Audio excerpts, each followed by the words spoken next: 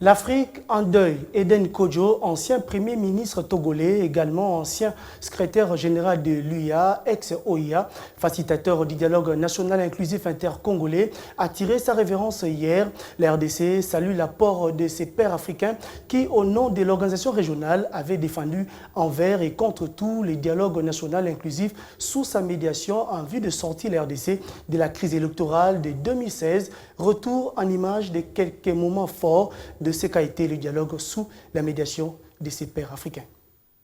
Cet accord politique, signé entre l'ancienne majorité présidentielle et une frange de l'opposition et de la société civile, en date du 18 octobre 2016, restera à jamais le plus grand apport d'Eden Kojo, alors facilitateur du dialogue national inclusif sous régime de Joseph Kabila.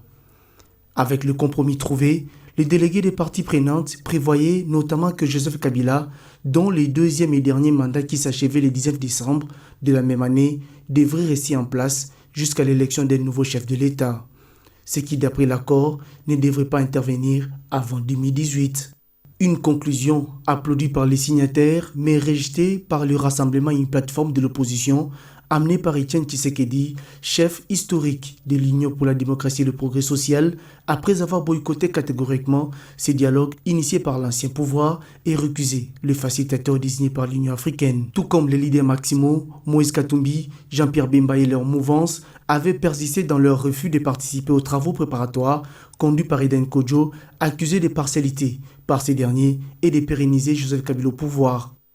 Contre vents et marées, cet ancien secrétaire général de l'UIA, ex-OIA, avait défendu son dialogue envers et contre tout. Son charme avait alors séduit une frange de l'opposition, à l'instar de l'Union pour la nation congolaise, de Vital Kamerhe et ses alliés, co-modérateurs, l'opposition républicaine de Léon Kengwa Dondo et tant d'autres encore.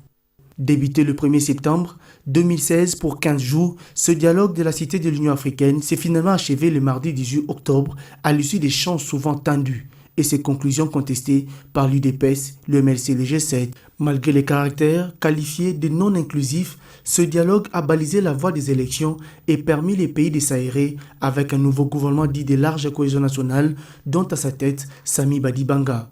En maître des cérémonies de la fin des travaux, Eden Kojo avait appelé les partis signataires au respect strict de cet accord. Loin de tout préjugé des acteurs politiques congolais, le diplomate africain avait tenu à sa position sur le respect des constitutions africaines et a condamné le tripatouillage des lois fondamentales pour le maintien de certains chefs d'État en fonction. Décédé le 12 avril dernier, Eden Kojo restera une figure politique clé dans la décrispation politique et électorale en RDC.